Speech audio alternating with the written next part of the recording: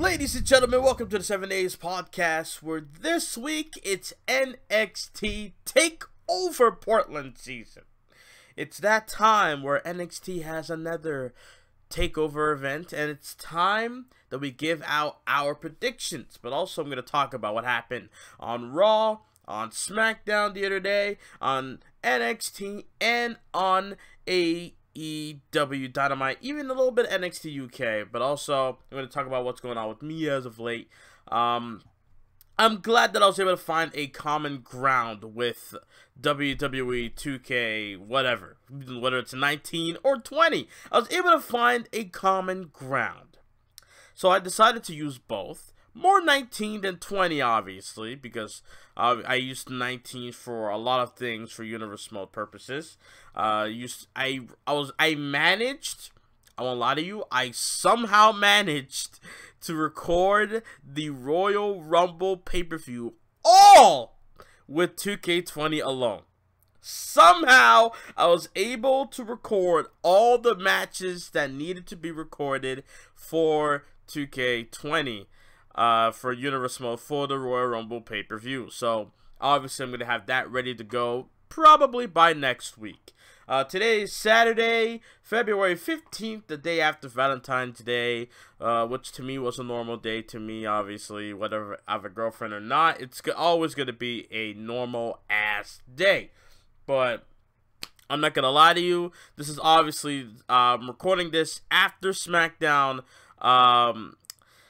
Bro, what Dolph Ziggler did to Otis, I've never felt so sad. I legit wanted to tear up for Otis, just because we all fell for him. We fell for him, man. We all lived through Otis when he was getting ready, because Otis did what all of us, whether you want to admit it or not, Otis did what we all wanted to do. He finds someone attractive, finally muster up all the courage, no matter if he's big or thin, no matter what he looks like, you know, he was able to go up to Mandy and just fucking find that courage and asked her out on a date. At first she said, nah, I can't do it this week, but on the 14th, I'm good. What if she was able to say, okay, I'm good on this date, that means there's something there. And the fact that she was able to say, yeah, I'm good on the 14th, Valentine's Day, it was perfect. It was perfect. And he had a whole week or two to get ready for it, to get prepared for it. And now he finally did everything. He worked out, he got the right outfit on, he did his hair properly, everything was good. And then when he finally got to the place and he asked the dude behind the counter, have you seen my peach? He's like, right this way. And then he finally walks up, and then Mandy Rose sitting there, she was like, oh, Otis, because like hand on the shoulder. And then it was Dolph goddamn Ziggler. And Dolph Ziggler, the second I sat there, I was like, Otis, no, don't walk away. At least confront them. Do something about this. And he just dropped the roses and cut. I want to know what, like, I'm so into the story. Like, this is how a storyline is done. Unlike with the whole Lana and Lashley thing that just came out of nowhere. This has been built for weeks and months. I love this, okay? Now, I'm not expecting a title shot for Otis or anything. I just want Dolph Ziggler to get his comeuppance after what happened. Yeah, normally I'm supposed to talk about what's going on with me. Nothing much. I hand in assignments. I feel like I'm on the top of my game right now with school. You know, I have been slacking this semester, I'm not gonna lie, but I feel like I'm in a good spot right now. So, you know, nothing much going on with me. I was able to find a common ground with WWE 2K20 and 19. And that's pretty much it. I enjoyed Monday Night Raw this week. Good God, that show was great. NXT was great as always. I enjoyed what happened with that. Velveteen Dream taunting Roderick Strong about his wife and child. You know, like, so much stuff going on. AEW had a great show. You know, Hangman Adam Page and Kenny Omega had a great match with SCU. MJF took on Jungle Boy in a great match as well. Like, Dynamite was on fire this week. NXT UK was good as well. You know, Joe Coffey having a thing with Dragunov, Ilya Dragunov. Joseph Connors, I believe his name is, wants to have a fight or wants to have a match against. He wants to prove his worth against Tyler Bate. Yeah, like, I've been watching a lot of WWE and AEW related stuff. Anything outside of that, I've not been paying attention. Like NWA, I've been in and out with NWA. I'm not gonna lie. I've not watched Impact Wrestling. I watched Impact Wrestling one point this week, and I just couldn't watch it for very long. Like, there's a certain level of a wrestling show that I can take so much and like not give up instantly, and Impact is right back to where it was. I feel like I'm in 2015 all over again with Impact, where it's just there, where I know it exists, I can feel what's going on, but at the same time I just don't care. I just don't care to watch. Ring of Honor, I don't know what's going on. Also, you had Jeff Cobb, he was Montanza from Lucha Underground, because I recognize the move that he does, that swinging power slam. Like I recognize it. The what is it called? Gift of the Gods, and something along those lines. I don't know. But yeah, I've been watching a lot of stuff as of late. I don't know, wrestling is, you know, my whole Dragon Ball Z phase. You know, I still love it, still care for it. I'm low key waiting for them to do Super again. But outside of that, I think I'm good. You know, there's so much I can do rewatching Dragon Ball Z again and again and again. Oh god, I try watching GT, but I understand why a lot of people don't like it. Like, it's hard. Like, it's a part of my childhood, no doubt. Obviously, the Omega Shenron storyline, the arc rather, that will always be a part of me. Or the beginning with the baby Vegeta thing, you know, like. That I like that as well, because there's a lot of history between, you know, Truffles and Saiyans and all that stuff. But outside of that, you know, wrestling, I've been on top of my wrestling game, and I've got that bug to make videos again with Universal. I don't know why between December and January I feel like I have to take a break and just be like, you know what? Nah, I'm done. You know? So maybe that's what I should do from now on. After the TLC pay-per-view, I should like take a break, and then by the time February hits, I'm rejuvenated to do Universal videos again. I think I should always do that every single year. That way, I will never warm myself out. I will never, you know, get tired of doing something and then maybe just give up on it completely. I almost gave up on it completely this year, mainly because 2K20 is a piece of shit. But outside of that, I'm good to go. SmackDown was a good show, but then again, it was in Vancouver, British Columbia, Canada. Of course, when you're in Canada, you're gonna get a good show. I mean, SummerSlam was a good show last year. You know, I'm just saying, like NXT TakeOver Toronto was obviously a great show last year. Like, come on, I'm just saying, come to Canada more often. I mean, what was the last time Halifax, Nova Scotia had a show with WWE? You know, what was the last time they went to Newfoundland?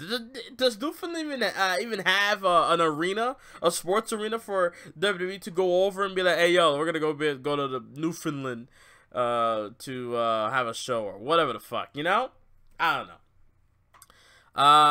So I'm gonna get into some news, and by the end of the podcast, pretty sure like the last 10 minutes, I'm gonna get into my predictions for NXT TakeOver. I was gonna say Phoenix, but TakeOver Portland.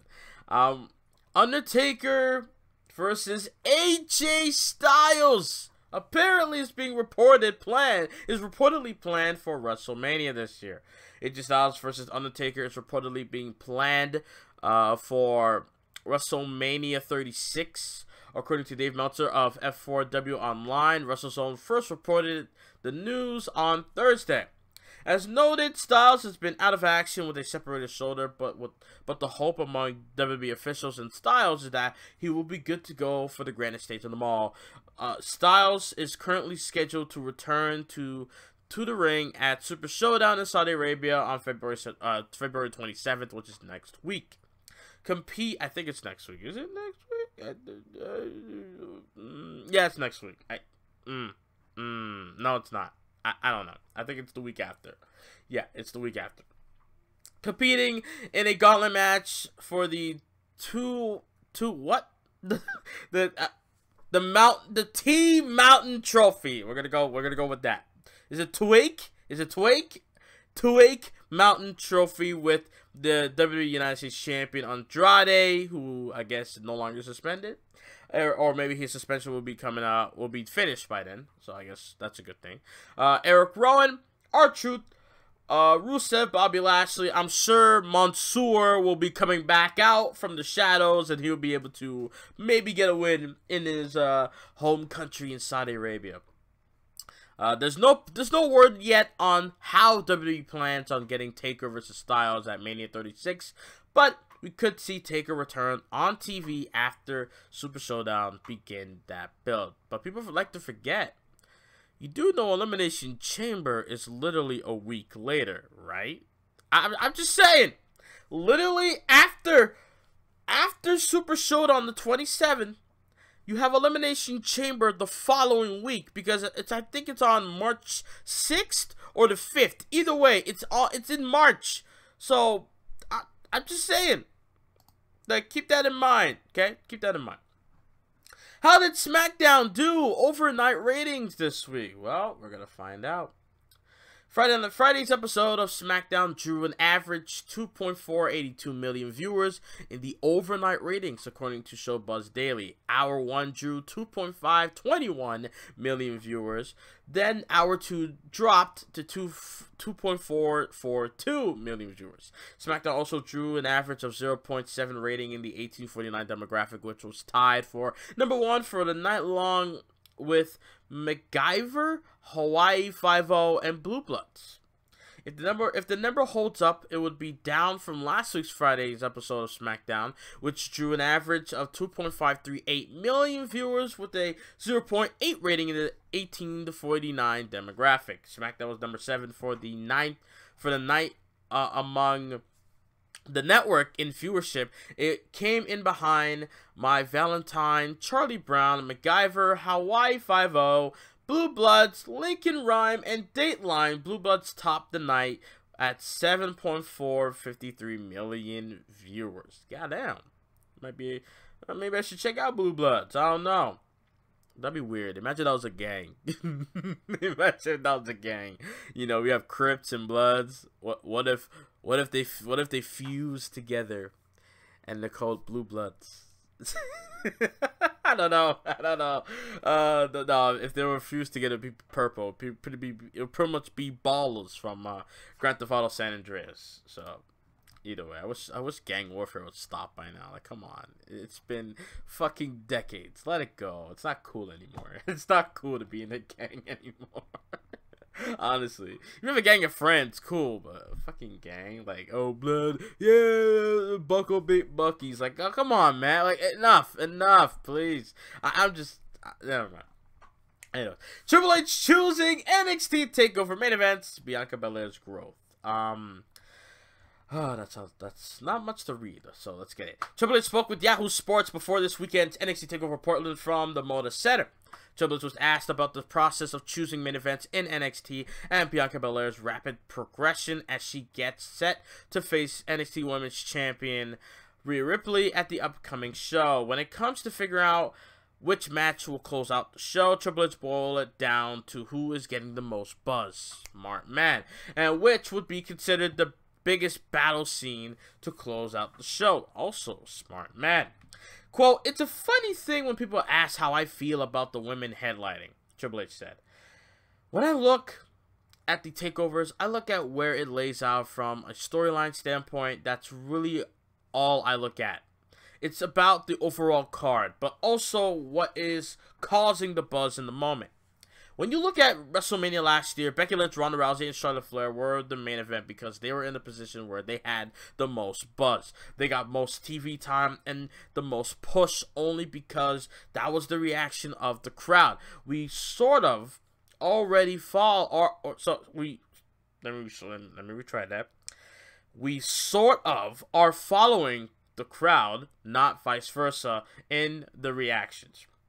To me, it's not a man or woman thing or a tag team or a singles thing. It's or not anything else. Whatever the biggest storyline and whatever has the most emotional connection is what I want to see in that last spot. You don't put the biggest battle scene in the middle of the movie and then taper it off toward the end. You want to approach this that way. Triple H, you are a wise man.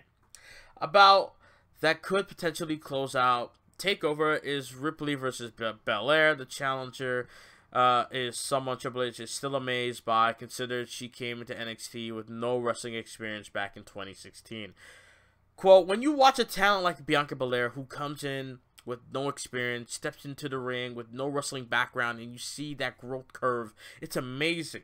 You watch them grow, change, and excel. She's at a point now. If you were to have said to me 6 months ago that she would be where she is now, I wouldn't have doubted.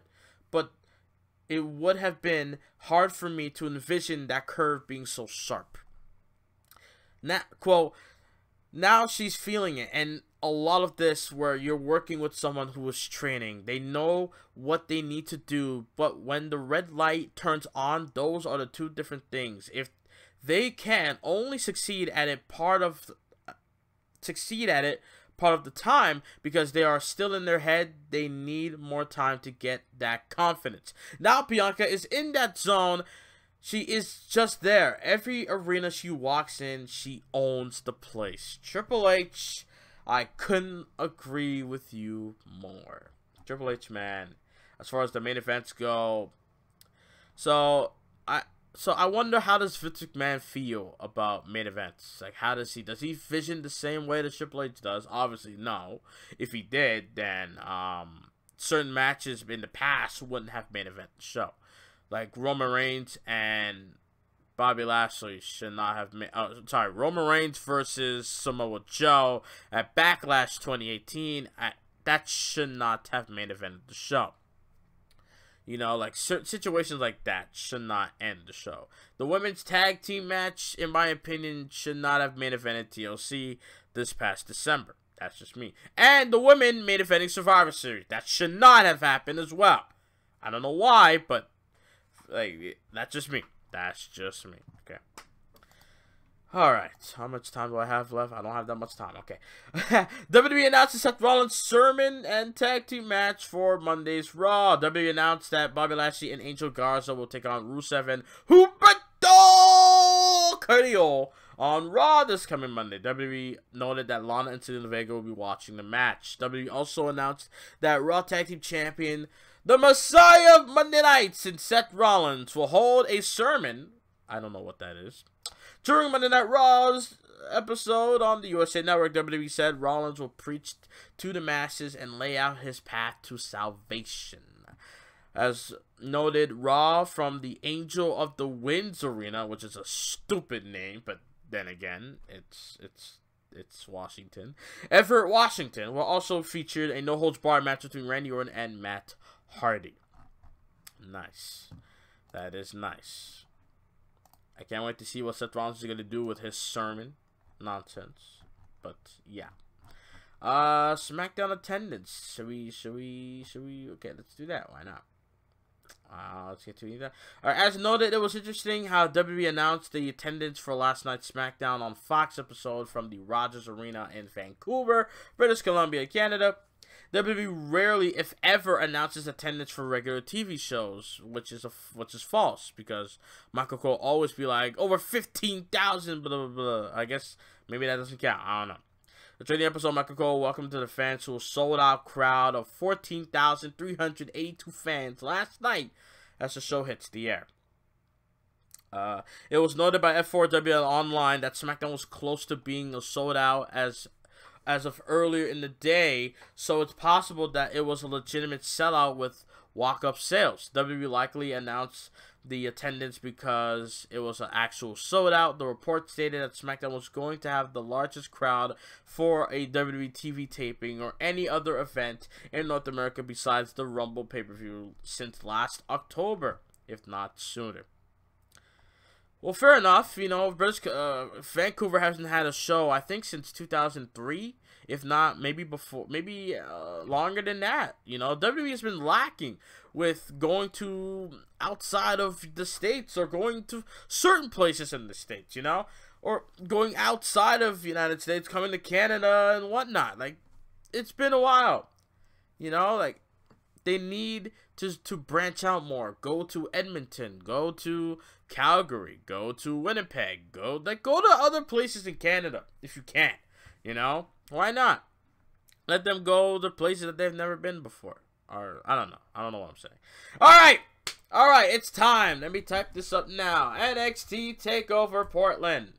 It's time to give you my predictions. My predictions. If I can find CBS Sports. Let me see. CBS Sports. I guess. I guess I have to go to WWE.com for this one. You know, I don't know. Either way. I don't know why I'm watching Raw on my other laptop. I'm watching Raw. I see Snitsky sniffing out Lita's foot. I don't know what the fuck is going on anymore. Alright, NXT TakeOver Portland. NXT's first standalone TakeOver show with no WWE event following up since TakeOver 25 in Hartford, Connecticut, I believe. So, yeah. NXT TakeOver Portland, I love it. Let NXT have their own takeovers without a WWE major event following through. I appreciate that. So yeah, NXT TakeOver Portland, match card, preview, and blah blah blah. The show will be on at 7 Eastern, 4 Pacific. You know, it'll be live in Portland, Oregon, in the Rose City as they call it. I don't know what arena it is in, but yeah. Pre-show will be on at 6:30, which is nice. Unlike the fucking main roster, we have to have 2-hour pre-shows, which I don't get it, but okay. So the matches we got is Gargano versus Balor, street fight between Dakota Kai and Tegan Nox, Keith Lee versus Dominik Dijakovic for the North American title, Undisputed Eras, Kyle O'Reilly and Bobby Fish taking on Matt Riddle and Pete Dunne for the NXT Tag Team titles. Rhea Ripley taking on Bianca Belair for the NXT Women's title. I'm glad they changed that. And NXT's title, the world title, Adam Cole, baby, it takes on Tommaso Ciampa. Let me give you all my predictions real quick. Oh, so the Gargano and Balor match, that's going to be tough. I was going to say Gargano needs this. Now, if they're going to have Balor challenge for the NXT title, I guess he should get the win here. But with Gargano getting a win, I don't know what's that going to do. I honestly don't know. I'm going to leave this at blank. I'm going to see what's going to happen. I'm not going to be upset whoever wins, because honestly, it's one of those matches where you just can't predict who's going to win or who needs to win or whatever. You know, so I'm just going to sit out on this match alone. I'm going to enjoy the fuck out of it. If anything, I don't know if they're going to have these guys open the show, but we'll see. If they're not going to open Gargano and Balor to open TakeOver Portland, I would have Tegan Nox and Dakota Kai open the show. If not, then you have the North American title open the show. That's just me. Anyways, so let's go on to the next match. Tegan Nox taking on Dakota Kai. Let's see. I would have Dakota Kai win this one, mainly because she's heel. She's been a heel for the past 2-3 months now. She hasn't really done much as a heel. She had that brawl with Mia Yim, but outside of that, what else has she done? She hasn't done anything. She's gonna need this a lot more than Tegan Nox. I mean, I don't know. Unless you want to continue this fight between Nox and Dakota Kai, you could possibly make a Gargano Ciampa situation out of this. You know, you have Dakota Kai win this, and then Tegan Nox is like, nah, I'm not done with you. And like they keep fighting and fighting and fighting. You know, have at least another takeover or two. You know, you have a rematch at TakeOver Tampa, and you have the final match on an episode of NXT, or you have it on another TakeOver down the line. I don't know, but you let these two feuds go on. You let this feud go on for a little bit. You can't just end it now. So you need Dakota Kai getting a win now would be like, all right. Obviously, Tegan Nox is not done. Let Dakota Kai get like a little like she barely escapes, like the skin of her teeth type of escape of a win at TakeOver Portland. That's what I would do. So Dakota Kai getting the win by the skin of her teeth. Dominic Dijakovic challenges Keith Lee for his North American title. This is going to be a classic once again. What can these guys do that they haven't done already? We're going to see. We're going to find that out this very Sunday in 24 hours. Keith Lee, obviously, he's going to retain here. It's too early to take the title off of him. You know, I don't want the same feeling of Gargano when he won the North American title from Ricochet and then he lost it to Velveteen Dream like 2 weeks after. No. We can't have that. You got to have Keith Lee go on and obviously let him be a fighting champion in the North American title division. And then once you know that the title reign starts to become like, all right, I think it's time for him to be in the main event, then you put him in that spot. Because right now the main event's a bit stacked because you got Balor, Gargano, Cole, and Ciampa right now. You know, and a lot of people want to see either Ciampa get the belt back, Cole keep the title, Finn Balor with his new heel character getting the title, or Gargano getting back the championship again. I don't know. But in the end of the day, Keith Lee right now needs to, you know, make a mark with the North American title. Dominic Dijakovic, if he's the one to beat the guy for the title, then you do it later on in the year, if by the end of the year rather, if not early 2021. I don't know. That's just me. So let Keith Lee make a mark with this championship. Obviously, Keith Lee gonna retain the North American title at TakeOver Portland. NXT Tag Team titles on the line. Undisputed Era's Colorado and Bobby Fish taking on Matt Riddle and Pete Dunne, the Broserweights. These guys are entertaining as hell. I love Matt Riddle and I love Pete Dunne. I mean, these guys, I never knew there. It was another situation. It's another situation of a tag team that you never thought you would want, and when you finally when you get it, it's like, holy shit. Why didn't we like think of this before? Like, why? Because you never thought you would see a guy so serious like Pete Dunne teaming up with, you know, a guy that can kick ass in the ring when he's in the ring, he's serious too, but like outside the ring, he's like a little goofball in a good way in Matt Riddle, you know, it's so great. I have to give these new tag champs, plain and simple, Riddle and Dunne are winning this match. That's what I predict, because Colorado and Bobby Fish, they've done so much with those tag team titles. What else can they do? You know, I mean, come on, it won't be fair for them to beat this tag team that's white hot right now with Dunne and Riddle. You gotta give the Broserweights the tag team titles and just establish them as tag team. You know, because NXT needs tag teams. I don't know who other tag team there is on this black and gold brand that I can like look at and be like, okay, they're the next guys to challenge for the tag team titles. I don't see anybody. All I know is Undisputed Era, Matt Riddle, and Pete Dunne. That's all I know. I don't know any other tag team on NXT. So, Riddle and Dunne to get the tag team titles. Rhea Ripley taking on Bianca Belair. No doubt Rhea Ripley's going to retain. Unless Charlotte Flair gets involved and ends this match no contest and we get a three-way at WrestleMania, I'll take that over any other situation. I want to say Bianca Belair gets the win, but at the same time Rhea Ripley's like she's on fire. It's hard, man. I'm not gonna be mad whoever wins here. Obviously Bianca wins, I'll be like, fuck yeah, about time. But Rhea Ripley wins, like, oh well, right? I'm not gonna be upset. So either way, either woman can win this match, and I won't be upset. I'll be fucking ecstatic either way. But I'm gonna go with Rhea Ripley to retain here because I just feel like they're gonna give us Flair and Rhea Ripley at WrestleMania. But I would love if they give it a three-way. I don't give a fuck if there's too many three-way matches at WrestleMania. I don't give a damn. Fuck it. If it makes sense, do it. Why not? And main event time: Adam Cole versus Tommaso Ciampa. I honestly believe Tommaso Ciampa should not win this match. I'm sorry. It's not his time now. Like, it's cool. Tommaso Ciampa, like, as the weeks went on, you know, when he first came back, I'm like, yeah, it's time for Ciampa to get the belt back.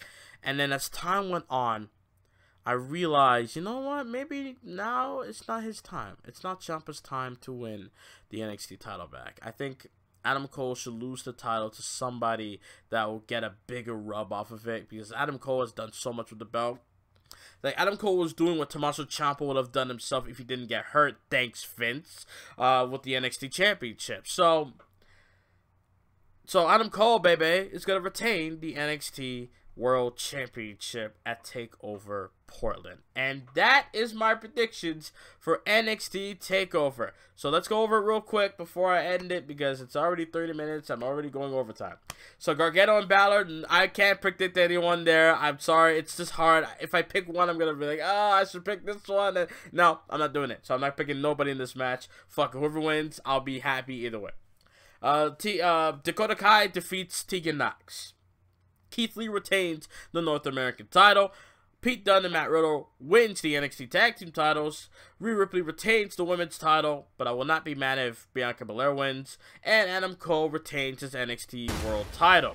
So, nobody for Gargano and Balor. Dakota Kai, Keith Lee, Riddle and Dunne, Ripley and Cole, baby, all will win their respective matches. Thank you guys for listening to the 7 Days Podcast. If you guys can, please hit the thumbs up, subscribe if you're new, follow me on social media, links are in the description box below. NXT episode for Universal Mode will be out tomorrow at 3:30 p.m. Eastern Time. Stay tuned for that, and I'll see you guys next time, and I'm out. Later.